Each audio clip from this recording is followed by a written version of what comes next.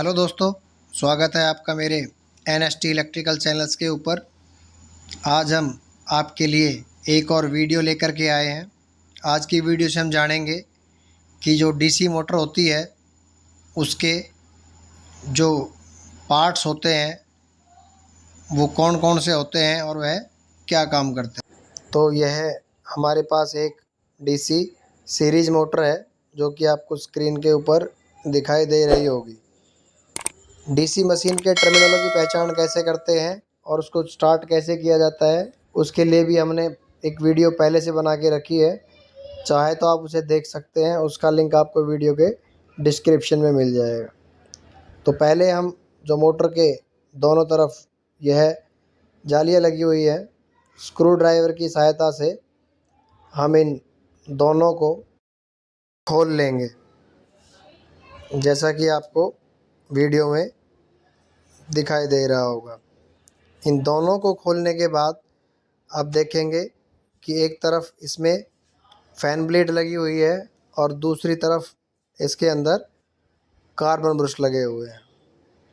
उसके बाद देखेंगे कि हम इसकी जो दोनों तरफ के एंड कवर हैं उनको खोलने के लिए जो इनके ऊपर बोल्ट लगे हुए हैं, उन बोल्टों को स्पैनर सेट की सहायता से हम इन्हें खोल लेंगे और हमारे एंड कवर बाहर निकल जाएंगे। एंड कवरों को हटाने से पहले हमारे DC मोटर के अंदर जो कार्बन ब्रश लगे हुए हैं, इन कार्बन ब्रशों को हम कार्बन ब्रश होल्डर से बाहर निकाल लेंगे। दोनों तरफ से कार्बन ब्रशों को निकालने के बाद और दोनों एंड कवरों के ऊपर लगे हुए बोल्टों को खोल लेंगे और उन्हें खोलने के बाद हैमर की सहायता से हल्के से उस पे चोट मारकर जो हमारे मोटर के जो एंड कवर हैं उन्हें हम बाहर निकाल लेंगे। तो यह हमारा एक तरफ का एंड कवर है जो कि हमने इसे बाहर निकाल लिया है। इसके अंदर हमारा बेरिंग लगा हुआ रहता है जो कि अभी हमारे शाफ्ट के ऊपर जो आपको दिखाई दे रहा है। और इस बेरिंग के बाद यह हमारी फैन ब्लेड है जो कि हमारी मोटर को ओवरहीट होने से बचाकर ठंडा रखने का काम करती है। उसके बाद शाफ्ट को पकड़कर हम इस आर्मेचर को फील्ड से बाहर निकालेंगे। तो यह हमारा मोटर का आर्मेचर है। यह दूसरी तरफ शाफ्ट के ऊपर लगा हुआ बेरिंग है। उससे पहले हम देखेंगे कि DC मोटर के अंदर लगे हुए फिक्स पोल है जो कि आपको स्क्रीन पर दिखाई दे रहा होगा, और यह हमारी फील्ड वाइंडिंग है। और फिक्स पोल के उभरे हुए भाग को हम पोल शू कहते हैं। उसके बाद हम अपने मोटर के दूसरी तरफ के जो एंड कवर लगा हुआ है उसको निकालेंगे। उसे निकालने से पहले जो इसकी फील्ड वाइंडिंग के जो दो टर्मिनल आकर हमारे कार्बन ब्रश के साथ लगे हुए हैं उन्हें हम स्क्रू ड्राइवर की सहायता से खोलकर बाहर निकाल लेंगे। जैसे कि आपको स्क्रीन पर दिखाई दे रहा है, ये हमारा कार्बन ब्रश है, हमने खोल लिया है। और यह है फील्ड वाइंडिंग जो हमारी थी उसका एक टर्मिनल है जो कि कार्बन ब्रश के साथ जुड़ा हुआ रहता है, जिससे हमारे आर्मेचर को सप्लाई मिलती है। तो दोनों तरफ के फील्ड वाइंडिंग के टर्मिनलों को हटाने के बाद हम देखेंगे कि जो हमारे दूसरे तरफ का जो एंड कवर है उसके अंदर कार्बन ब्रश होल्डर लगे हुए हैं उस प्लेट के ऊपर। तो ये हमारा पहला कार्बन ब्रश होल्डर है जिसके अंदर हम कार्बन ब्रश लगाते हैं, और यह दूसरा कार्बन ब्रश होल्डर है। और यह वह स्प्रिंग है जो कि कार्बन ब्रश के ऊपर दबाव बना के रखती है। उसके बाद हम देखेंगे कि यह हमारी फील्ड वाइंडिंग के 2 टर्मिनल हैं। यह हमारी डीसी सीरीज़ मोटर है। यह हमारी 2 पोल की मोटर है, क्योंकि इसके अंदर 2 फिक्स पोल आपको दिखाई दे रहे होंगे।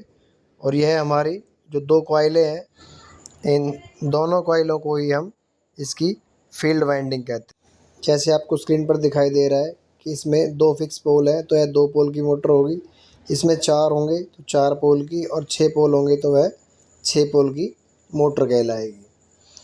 उसके बाद हम देखेंगे कि जो हमारी फील्ड वाइंडिंग के 2 टर्मिनल होते हैं, यह दोनों कार्बन ब्रश के साथ लगाए जाते हैं और दोनों कॉइलों को आपस में एक दूसरे के साथ जोड़ा जाता है। और यह हमारी मोटर की बॉडी है, जिसे हम योक भी कहते हैं। यह हाई स्पीड स्टील व कास्ट आयरन इत्यादि से बनाई जाती है। इसके ऊपर आपको 2 बोल्ट दिखाई दे रहे होंगे, जिनकी सहायता से इसके अंदर पोलों को फिक्स किया जाता है। उसके बाद आप देखेंगे कि यह फुट माउंट मोटर है। यह इसका कनेक्शन प्लेट है, जिसमें फील्ड वाइंडिंग के और इनकमिंग सप्लाई के कनेक्शन किए जाते हैं।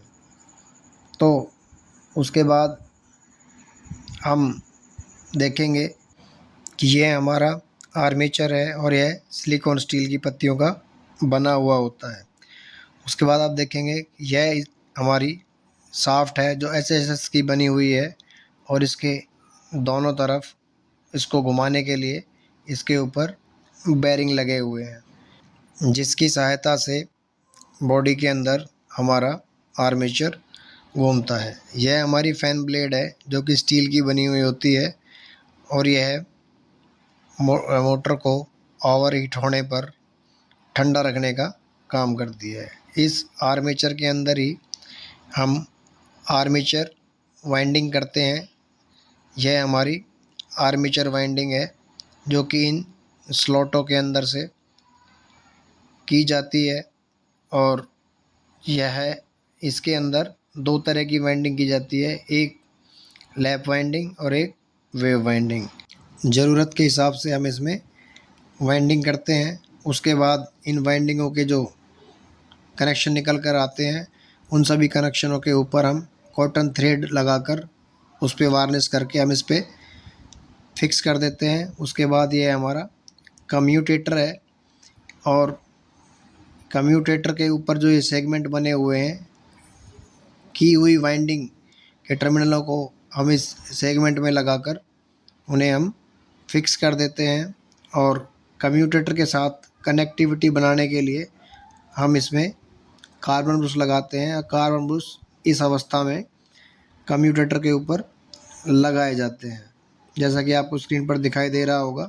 ये हमारा कम्यूटेटर है और यह हमारा कार्बन ब्रश है, और इसके ऊपर जो वायर लगी हुई होती है उसे हम पिग टाइल के नाम से जानते हैं। यह पिग टाइल की तरह आपस में गुथी हुई होती है। हमारे कार्बन ब्रश का जो मेल्टिंग पॉइंट है, वह कॉपर की अपेक्षा 3 गुना अधिक होता है। अभी इसके बाद आने वाली नई वीडियो में आप देखेंगे कि आर्मेचर की वाइंडिंग कैसे की जाती है, उसके सेगमेंटों के साथ कनेक्शन कैसे किए जाते हैं, और आर्मेचर के अंदर अगर कोई दोष है तो उस दोष को ग्राउलर के द्वारा कैसे टेस्ट किया जाता है।